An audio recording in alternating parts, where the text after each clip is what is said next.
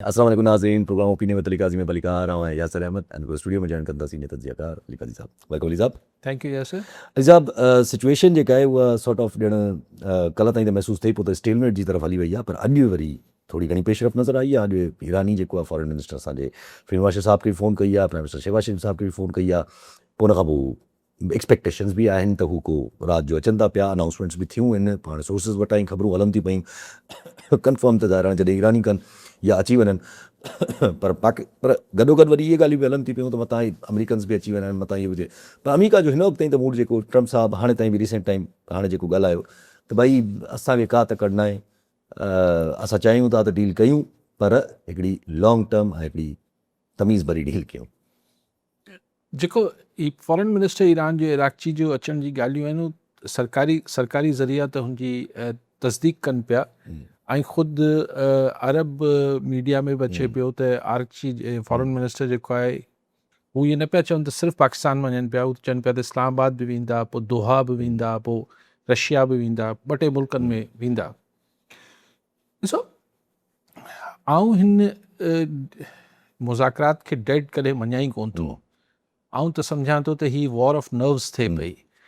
पहिरीं बि त हिकिड़ी आसाब जी जंग आहे, छाकाणि त ॿिन्ही मुल्कनि खे कुझु न कुझु ॾेखारिणो आहे पंहिंजी पब्लिक खे, पंहिंजी डोमेस्टिक कॉन्स्टिट्यूंसीज़ खे, पंहिंजी पब्लिक खे त असीं हे जंग खटे विया आहियूं।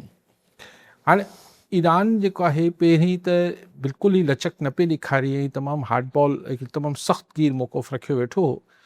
पर आर्ची जो फॉरेन मिनिस्टर जो पाकिस्तान अचणु माना कंहिं हद ताईं फ्लैक्सिबिलिटी आहे। यानी ॾिसो, भले हू अची इस्लामाबाद में अमेरिका सां मुज़ाकरात, ज़ाहिर अमेरिकन टीम मौजूदु न आहे जंहिंसां मुज़ाकरात थियनि, पर सालिस वटि अचणु मतिलबु इहो थियो त हू किथे न किथे इहा लचक ॾेखारे पियो ईरान त ड्यूरिंग द ब्लॉकेड, यानी अमेरिकी हिन ब्लॉकेड जे दौरान बि ॻाल्हियूं थी सघनि थियूं। पर साम्हूं न वेहंदासीं। ॾिसो इहे त हाणे डिप्लोमेसी आहे, मुज़ाकरात जा पंहिंजा फ़न हुजनि था, केतिरो सख़्तु खेॾिणो आहे, पोइ केॾी महिल लचक ॾेखारणी आहे। सो इहा पहिरीं त ईरान जो इहो मौक़ुफ़ हो त जेसि ताईं ब्लॉकेड नथो हटाए अमेरिका, असीं तेसि ताईं न कंदासीं, ॻाल्हियुनि जो प्रोसेस ई न थींदासीं। हाणे भले ईरान इहो चए त भई असां अमेरिकन सां कोन पिया मिलूं, लेकिन तव्हां जॾहिं सालिस सां वरी ॻाल्हियुनि लाइ अचो पिया त ऐं को प्रपोज़ल खणी अचो पिया त दैट मीन्स के तव्हां ॻाल्हियुनि जे प्रोसेस जो हिसो त थियो पिया न। माना तव्हां ॻाल्हियूं मुनक़ता कोन थियूं आहिनि।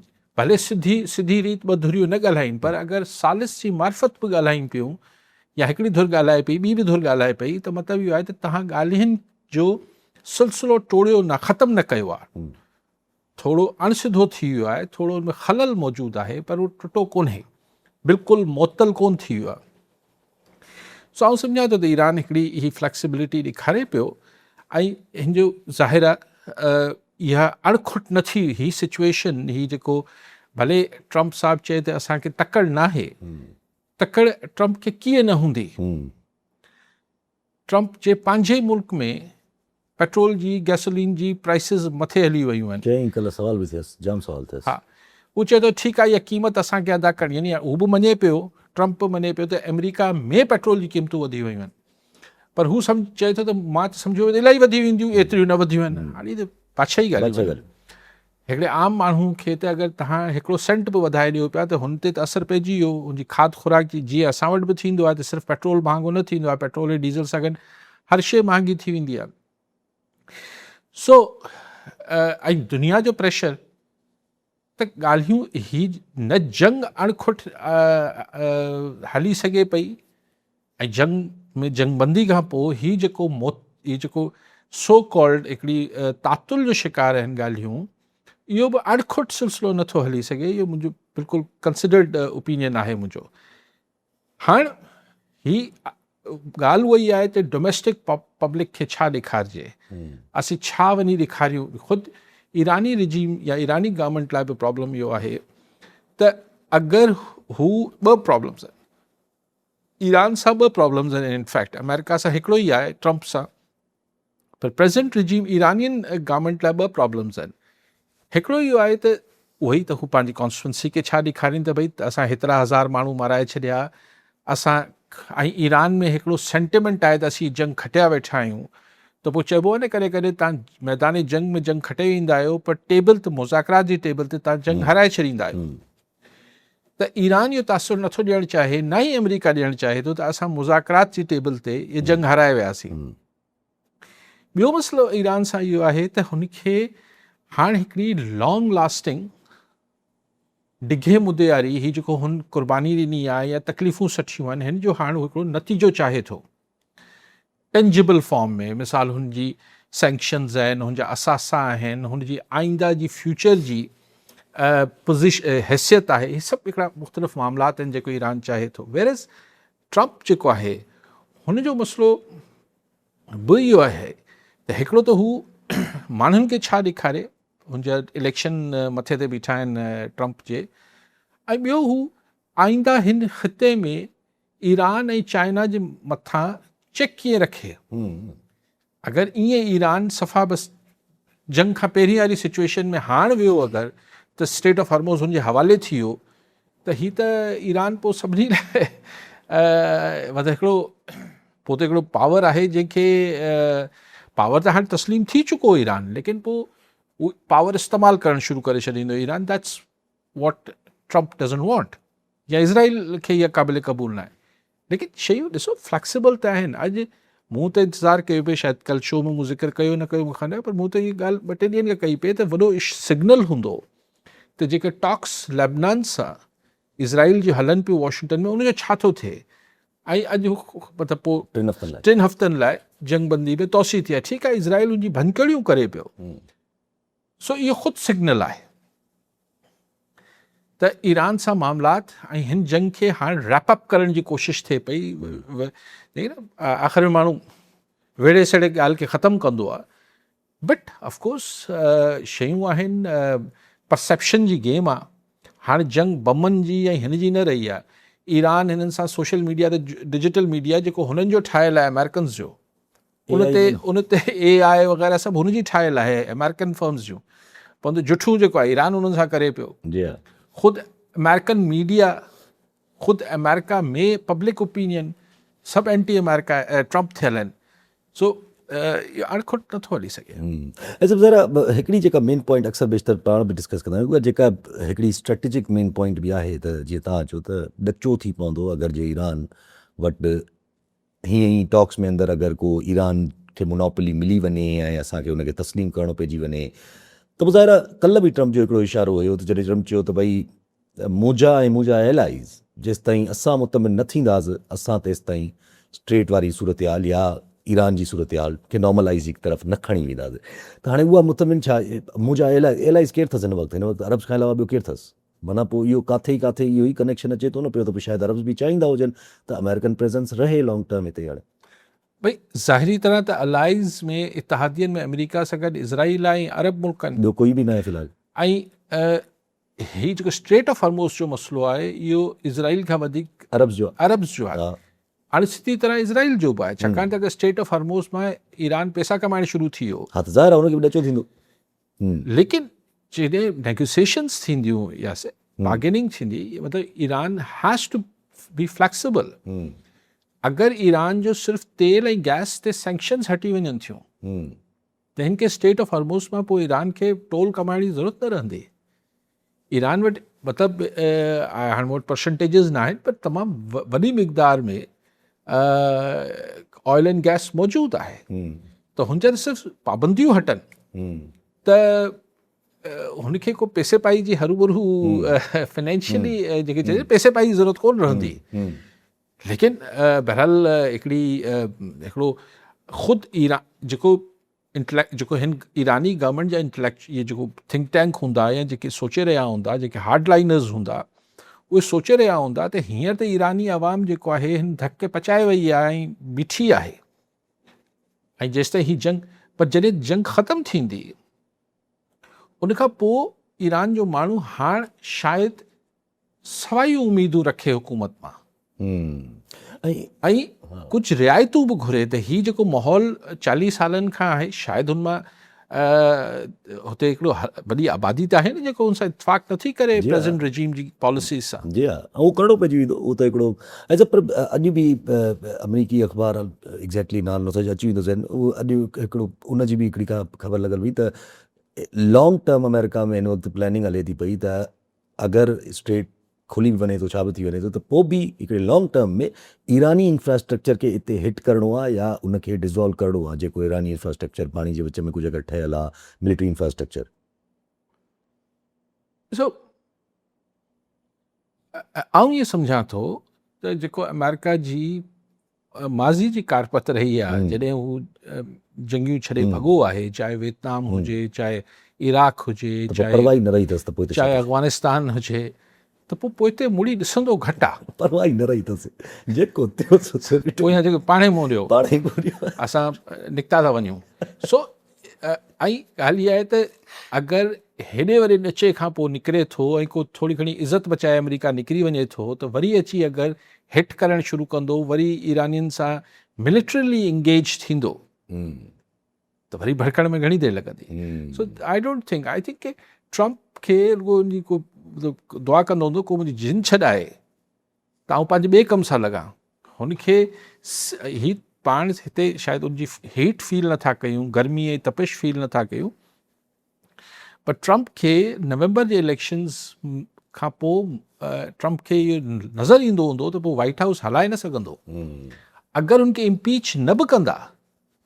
ॾिसो अगरि डेमोक्रेट्स अची वञनि था मेजॉरिटी में कांग्रेस में, मञी वठो हिकिड़े लाइ त इज़राइली लॉबी, APEC, हे हो फॉर डिफरेंट रीज़न्स ट्रम्प खे इम्पीच नथो करे, जेको आउं नथो सम्झां इम्पीच कंदा, लेकिन चलो मञी वठूं त मुआवज़ो न कंदा इनखे हटाईंदा न, त हलण ई न ॾींदा न। हर ॻाल्हि ते कांग्रेस उनखे पोइ ही वीटो कंदो, त हिकिड़ी पोइ हू जमहूरियत ख़राबु थींदी, सॼो हिकिड़ो इंतिशार थींदो ही। सो ट्रम्प खे उहो सुझे थो, ट्रम्प खे उहो इन करे हींअर खां ई रिंगट करे पियो त हुते चूंडनि में धांधली थिए थी। हाणे सिटिंग प्रेसिडेंट चए पियो असांजे इलेक्शन प्रोसेस में अमेरिका जे रिगिंग थिए थी, धांधली थिए थी, उहो उन लाइ को बिल विल आणणु चाहे थो, कुझु करणु चाहे थो, उहो हींअर वरी मुड़ी ईरान ॾे न ॾिसंदो। उहो चाहे थो त हिकिड़ो वॾो इंट्रस्टिंग आहे, कुझु स्टेट में थोरी हिकिड़ी मज़े जी ॻाल्हि आहे अमेरिका में, त you don't need a ID to confirm your identification by giving a vote.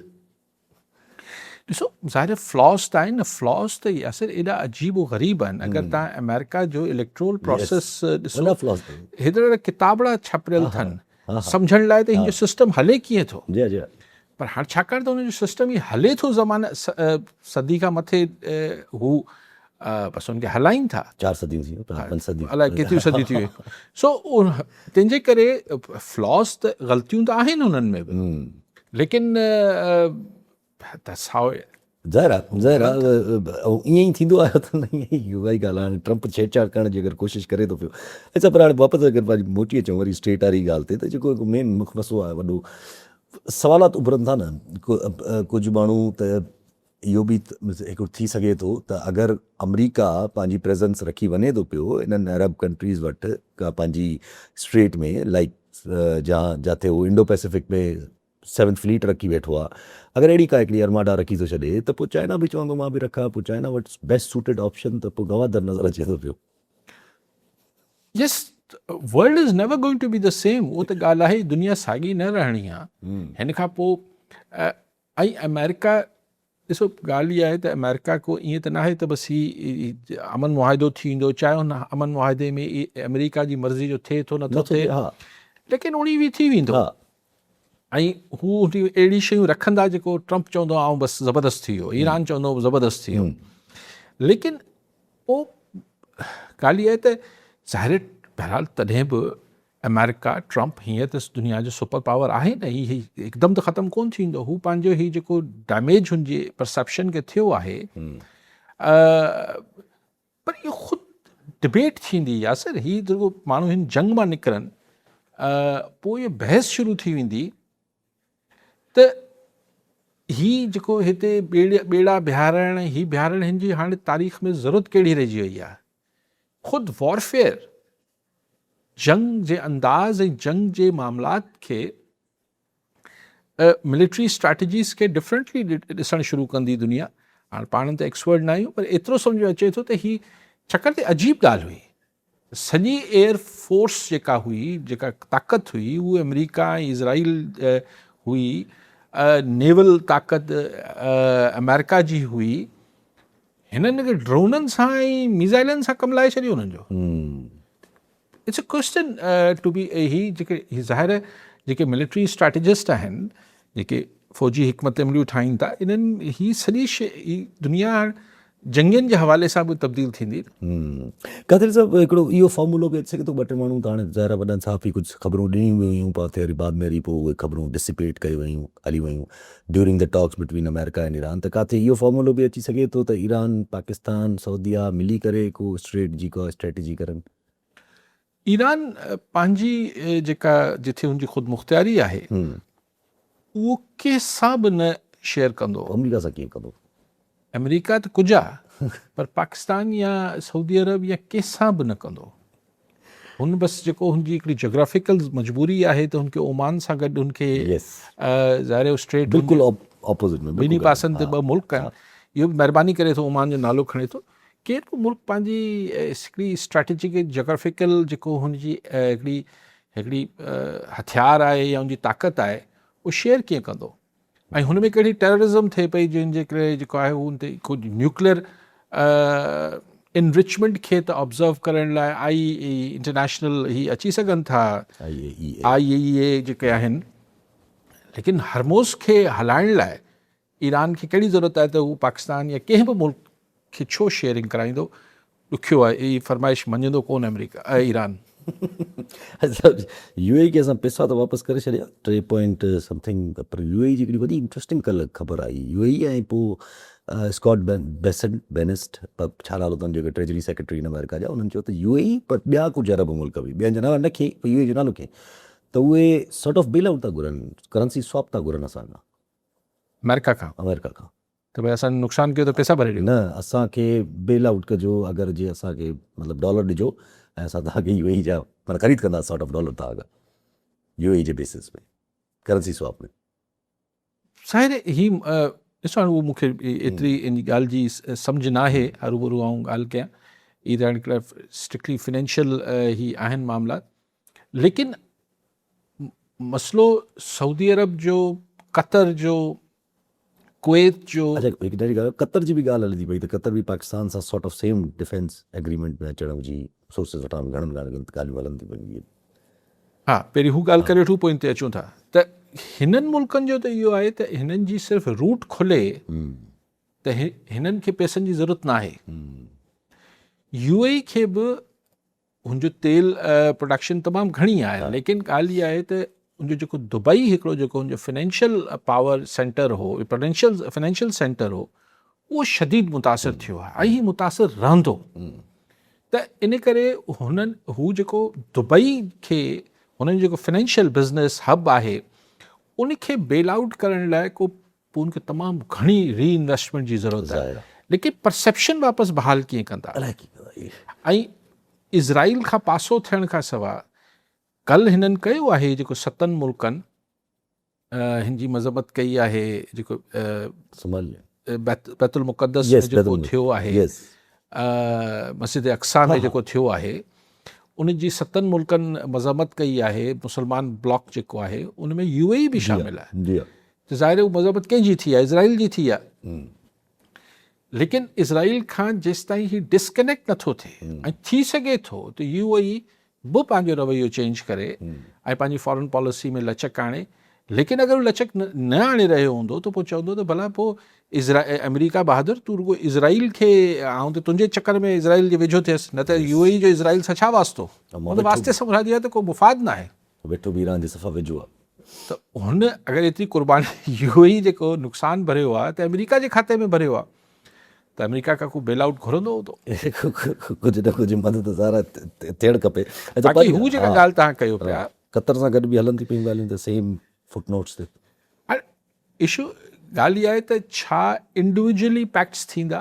जीअं सऊदी अरब ऐं पाकिस्तान जो हिकिड़ो इंडिविजुअल आहे, मुल्क टू मुल्क, ॿ मुल्कनि पाण में ठा करे वरितो आहे, ईअं पाकिस्तान ऐं क़तर जो थी वञे इहे, या ही हिकिड़ो नेटो टाइप जेको पाण डिस्कस कयूं पिया, या हाणे पाण छा सॼी दुनिया करे थी, मीडिया में बि रिपोर्ट्स अचनि थियूं, हीअ जेको अंतालिया कॉन्फ्रेंस थी टर्की में, इहे सभु हाणे ॾिसणो इहो आहे त हीअ जेके इस्लामिक ब्लॉक या मुस्लिम ब्लॉक जी जेका ॻाल्हि भुट्टो साहिब जे ज़माने खां शुरू थी हुई, हाणे छा उनजो वक़्तु अची वियो आहे त हू मटीरियलाइज़ थींदी, त पोइ क़तर छा, पोइ कुवैत छो पोइ हिते रहिजी वेंदो, पोइ छाकाणि त सऊदीया ऐं क़तर अगरि हिन पैक्ट ब्लॉक में ईंदा त कुवैत छो न ईंदो। इन्हनि जा त वॾा सुठा टर्म्स आहिनि, कुवैत बहरीन, हुन इन्हनि जे लाइ त चयो थो वञे, इन्हनि जा इसराइल सां ॾाढा सुठा टर्म्स आहिनि, इनमें CIA जा हेडक्वार्टर्स ठहियल आहिनि बहरीन में, कुवैत में। हाणे त ॾिसो न, पोइ हाणे शिफ्ट थींदियूं न, रीअलाइनमेंट्स थींदियूं, तालुकात हुजनि था, पर मुफ़ादात बि त कोई शइ हूंदी आहे। लाइकवाइज़ इंडोनेशिया आहे, लाइकवाइज़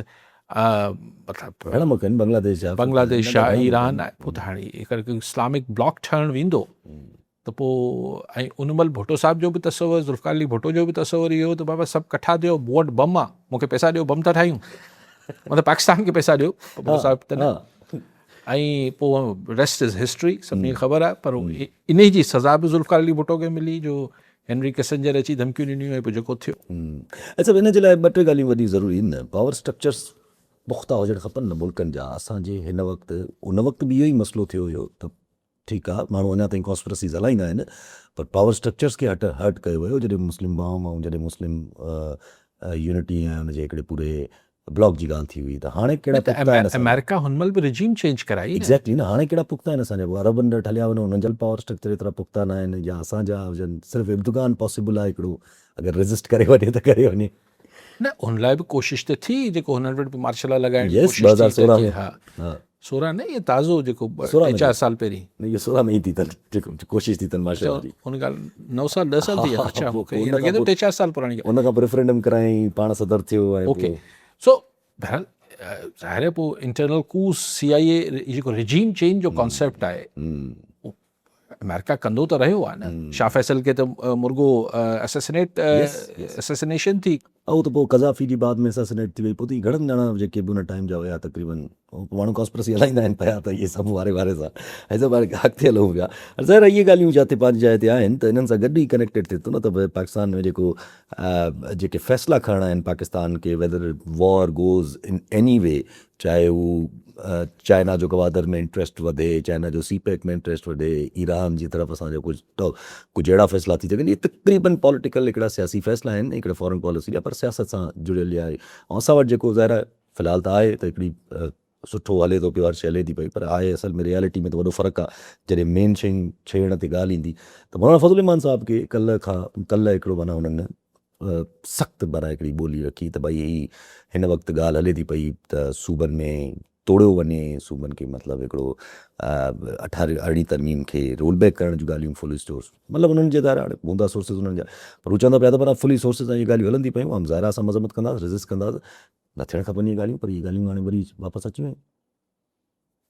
जेका हिकिड़ी ॻाल्हि ऐं सिर्फ़ु हुन सां ई कंटिन्यूटी में करे वठां, जीअं तव्हां चयो त हिकिड़ी हींअर हिकिड़ी गैर मामूली सिचुएशन आहे, पाकिस्तान हिकिड़ो गैर मामूली किरदारु अदा करे पियो, इहो बि बहरहाल गैर मामूली आहे, लेकिन इहो अगरि दुनिया त हिन खे कीअं डिघे अरसे ताईं बर्दाश्त कंदी, वरी अॼु पेट्रोल जेको आहे 108 अलाए $109 ते वञी पहुतो आहे, दुनिया लाइ त तमामु वॾो ॾचो थियल आहे, पर ख़ुदि पाकिस्तान लाइ, अच्छा पाकिस्तान में बि ख़ुदि इस्लामाबाद ऐं पिंडी जे अवाम लाइ त उनखे अञा ताईं लॉकडाउन में वेठा आहिनि, एॾो त कोविड में बि उन्हनि सां जुठ न हुई जेतिरी हींअर जुठ थियल आहे। त हाणे अमेरिकी ऐं ईरानियुनि खे चइजे बाबा ठहिणो आहे ठहो न, त असांखे त मुल्क शहर असांजा खोलण ॾियो, या पोइ किथे कुंड में वञी मुलाक़ातूं कराइनि, हिते इस्लामाबाद शहर में वठी न अचनि हिननि खे, एयरपोर्ट ते बिहारी न एयरपोर्ट ते ॻाल्हियूं कराए, एयर बेसिस आहिनि जेके अहिड़ियूं सिक्योर थी सघनि थियूं, ऐं हुते हिकिड़ा सारे लग्जरियस हू हूंदा, कहिड़ो मसइलो आहे। हा सो मुंहिंजे ख़्याल आहे की एयरपोर्ट ते विहारियो, अगरि एतिरा ॾींहं कीअं शहर बंदि करे वेठा आहियो। ॾिसो इन ई ॻाल्हि खे आउं हुते कंटिन्यू कयां थो, त जॾहिं इंसानु गैर मामूली सिचुएशन में हुजे थो, त हिकिड़ी स्टेट ऑफ शॉक ऐं हिकिड़ी हुन में बि हुजे थो, स्ट्रेस में हुजे थो, अगरि हुन में ख़ैर ख़ूबी सां निकिरे थो त वधीक हू एनर्जेटिक थी ऐं वधीक ताक़त वठी निकिरे थो। त हिन मां बि असांजा जेके ही रूलिंग एलीट आहे जेको हींअर असांखे लीड कनि पिया चाहे सिविल मिलिट्री, उहो ज़ाहिर वधीक कॉन्फिडेंट ऐं वधीक हिकिड़ी इंटरनेशनल लेजिटिमेसी सां हिकिड़ी मञता सां निकिरंदा त भई असां वॾो हिकिड़ो कयो आहे, राइटली सो। मुल्क खे फ़ाइदो थींदो आहे, हिननि जेके फ़र्द आहिनि हिननि खे बि थींदो। हाणे उनखां पोइ सिर्फ़ु सम्झणो हूंदो आहे त पोइ जॾहिं माण्हू सम्झंदा त ताक़त आहे, यानी ताक़त त हूंदी आहे लेकिन पोइ ताक़त खे मञता बि मिलियल आहे, त पोइ माण्हू अजीबो ग़रीब डिसीशन्स बि करणु शुरू कंदो आहे। मूंखे यादि आहे त जॾहिं नवाज़ शरीफ़ प्राइम मिनिस्टर 2/3 मेजॉरिटी फलाणे ढिमकाणी जेको थियो, उनखां पोइ चाग़ी में चऊं त इंडिया एटमी धमाको कयो त पाकिस्तान बि कंदो। पाकिस्तान ठीकु आहे, नवाज़ शरीफ़ साहिबु तकरीर रिकॉर्ड कराइणु वेठो त उन महिल तकरीर रिकॉर्ड थींदी, लाइव न थींदी PTV ते, त ओचितो कालाबाड़ डैम ठाहिण जो ऐलान कयो। त उते मौजूदु 2 वज़ीर साहिबान वञी न, हिकिड़ो शहबाज शरीफ़, हिकिड़ो मुशाहिद हुसैन, इन्हनि वञी उनखे रोकराए रिकॉर्डिंग चयोसि में असां के कर रहे हो, हीअ छा था कयो? त उन चयो त न हिन महिल मुंहिंजी मक़बूलियत उरूज ते आहे, त इन महिल ई कमु बि करे छॾिजे त कालाबाग जो ऐलान करे छॾिजे। पोइ त ख़ैर एतिरो सिंध में शदीद रद्द अमल थियो, पोइ फ़ैसिलो वापसि थियो। त कॾहिं कॾहिं इहो थींदो आहे त माण्हू जॾहिं असां वटि रूलिंग हुन में इहो हिकिड़ो नेचुरल थिए थो त माण्हू खे ताक़त महसूसु थिए थी, ऐं माण्हू चवंदो आहे लॻे हाथों जंहिंखे चइजे न, त हू जेके मुंहिंजा मनसूबा हुआ पुराणी फाइलूं खणी अचो, सभु कमु हिकिड़े धक में करे छॾियो। त उन सिलसिले में जेको बैक ऑफ माइंड आहे त सूबा, नया सूबा या कराची खे मर्कज़ ॾे खणी वञिजे, फलाण कजे। हाणे ॾिसो विच में इहे ख़बरूं हलायूं त सिर्फ़ु छा असीं सिर्फ़ु कराची जे लाइ नथा चऊं, भई असीं सभु वॾा शहर खणी वेंदासीं। सभु वॾा शहर त भई तव्हां वॾा शहर कीअं खणी वेंदो? लाहौर मरियम नवाज़ ॾींदी छा तव्हांखे? पेशावर तव्हांखे आफ़रीदी ॾींदो छा? कोयटा वारा त जेको वणे करे वठो। ऐं पीपल्स पार्टी त चलो हिकिड़े ज़ाहिर पीपल्स पार्टी, पोइ सॼी सिंध जो अवाम तव्हांखे कराची ॾींदो छा? पर हाणे हिकिड़ी ॻाल्हि माइंड बीठल आहे, सुई फाथल आहे। कराची खे वठी छॾिजे, कॾहिं सूबे जे नाले ते वठी छॾिजे, कॾहिं फेडरली एडमिनिस्ट्रेटिव एरिया करे खणी वञिजे, त फेडरल हलाईंदी छो हलाईंदी? छा करे वठंदी फेडरल? ऐं हींअर फेडरल छा नथी करे सघे जेको बाद में करे वठंदी? सी गवर्नेंस अगरि ठीकु न आहे, चाहे लाहौर में ठीकु न आहे, चाहे पेशावर में ठीकु न आहे, चाहे KP में कराची में ठीकु न आहे, चाहे कोयटा में ठीकु न आहे, मिसाल चऊं त गवर्नेंस ठीकु न आहे न, इहा शिकायत आहे न। त गवर्नेंस जे करे साईं हिते मतिलबु इन्हनि शहरनि में करप्शन थिए थी, लॉ एंड ऑर्डर ठीकु नथो हुजे, फलाण इंफ्रास्ट्रक्चर ठीकु नथो, तंहिंजे करे कारोबार ठीकु नथो थिए, तंहिंजे करे जेको आहे FBR खे त जेका रिकवरी करणी आहे हू हींअर बि पावरफुल आहिनि, हू बाद में बि रहंदा। त टैक्सिस जो मसइलो त न आहे, मसइलो आहे गवर्नेंस जो। त गवर्नेंस हिते ख़राबु करण में छा सिर्फ़ु हिननि सूबाई हुकूमतनि जो इंडिविजुअली अमल दख़ल आहे? हिते जॾहिं लंडन वारी MQM ठाही वई त छा हुन महिल जी सिंध हुकूमत गौस अली शाह ठाही? उहो फेडरल मां ठही। हिते जेके सेक्टेरियन मामला थिए, हाणे इन का सभिनी खे ख़बर आहे, को राज़ कोन्हनि जेको आउं ॻाल्हायां पियो। त जॾहिं सूबनि जी पॉलिटिक्स खे नेचुरल फ्लो जे बदिरां तव्हां मैनेज्ड ऐं मनूवर्ड रखो था, त उनको ज़ाहिर न हलंदो न। त पोइ सिर्फ़ु ॾंडे सां, जेको आउं बार बार चवां थो, सिर्फ़ु ॾंडे सां त मसइला हल न थींदा। मौलाना फज़लुर रहमान साहिबु ज़ाहिर चए थो त आउं रेज़िस्ट कंदसि, इहो पीपल्स पार्टी खे बि देरि सवेर अञा छाकाणि त ॻाल्हि ओपन न थी आहे, पर आई एम श्योर कि बंदि कमरनि में पीपल्स पार्टी बि पंहिंजी मुखालफ़त कंदी, बंदि कमरनि में मरियम नवाज़ बि मुखालफ़त कंदी। त पोइ छा? पोइ सभिनी पॉलिटिकल फोर्सिस खे तव्हां हिकिड़े पासे करे छॾींदो। चाहे ख़ान तव्हां सां ॿियनि मामलनि ते ठही वञे, पर चाहे ख़ान बि इहो चवंदो त लाहौर ऐं कोयटा, पेशावर ऐं कराची, तव्हां कराची लाइ त शौक़ु ख़ान खे बि हूंदो, पर अगरि ख़ान खे प्राइम मिनिस्टरशिप ऑफर कनि त पोइ ख़ान ऑफर कयो त पोइ सिर्फ़ु अकेलो वरी ख़ान जी हालत उहा ई थी वेंदी जेका 2018 में हुई। त he was a selected person, he was not elected person.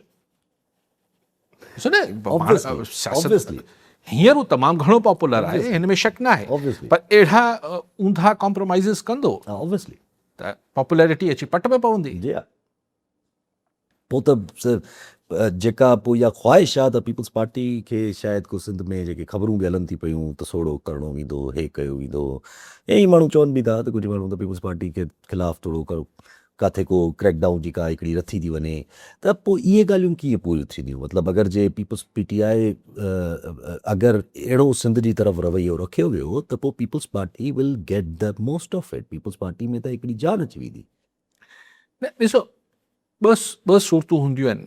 हिकिड़ो हूंदो आहे त पीपल्स, ॾिसो हिन में पहिरीं बस्ट केरु थो करे, यानी पहिरीं पीपल्स पार्टी निकिरी चए थी त बाबा असांखे विक्टिमाइज़ कयो पियो वञे, या ईअं जीअं बकौल तव्हांजे मुबैना तौर ते त को या माठ मठ में किसो थिए थो, माठ मठ में थिए थो ऐं पीपल्स पार्टी कुझु बि न थी त हिन जो पॉलिटिकल गेन कीअं थींदसि?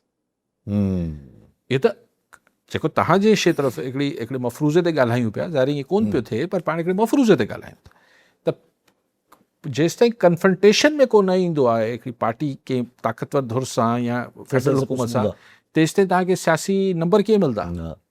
हीअं त पीपल्स पार्टी ख़ामोश आहे।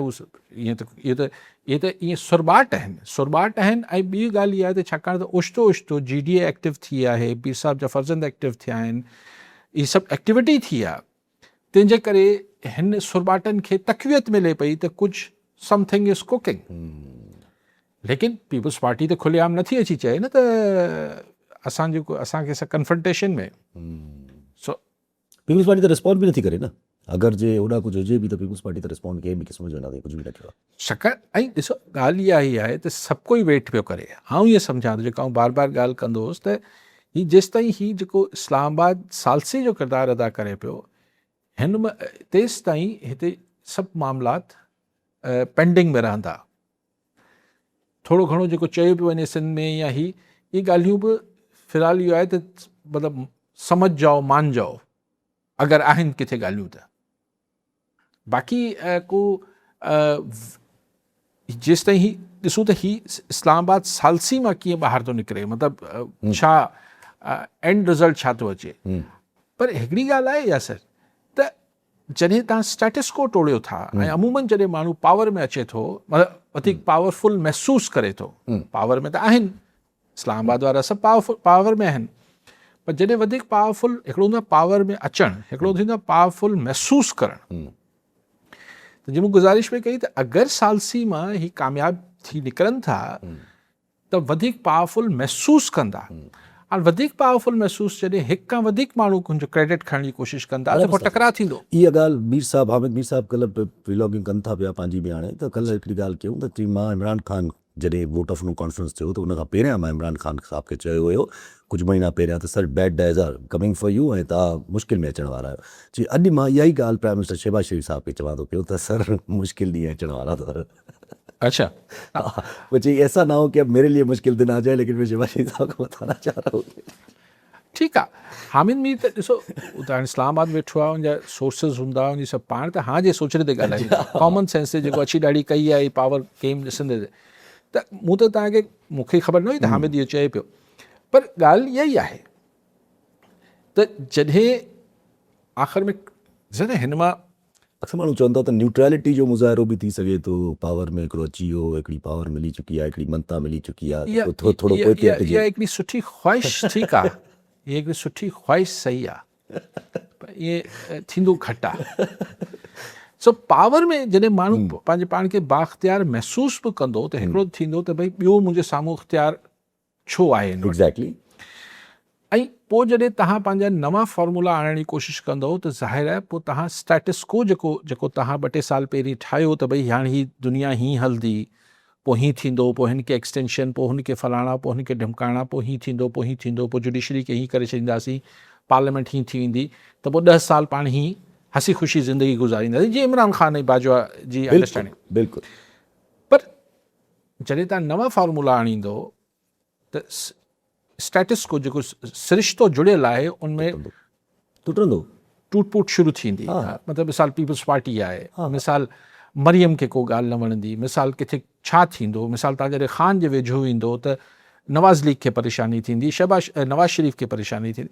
मिसाल इंटरनेशनल गेम्स घणियूं शयूं त वरी पोइ वॉर खां पोइ त वरी इंटरनेशनल गेम्स जी तरफ़ एग्ज़ैक्टली इंटरनेशनल गेम्स आहिनि सो तंहिंजे करे पर जॾहिं स्टेटस को टोड़ींदा पोइ सिर्फ़ु मामिलो पीपल्स पार्टी जो न रहिजी वेंदो पोइ सॼो सिस्टम जो पोइ त हाणे ज़ाहिर आहे पोइ हिकिड़ो सॼो सिस्टम पोइ त वरी माण्हू कुझु मोहसिन नक़वी साहब खे प्रेज़ेंट कनि था पिया बसि माना नेक्स्ट अचेव थो पाकिस्तान जो माना माण्हू कनि न कनि तव्हां बार बार इहो ज़िक्र कयो था तव्हां लॉबिंग कयो पिया हुन लाइ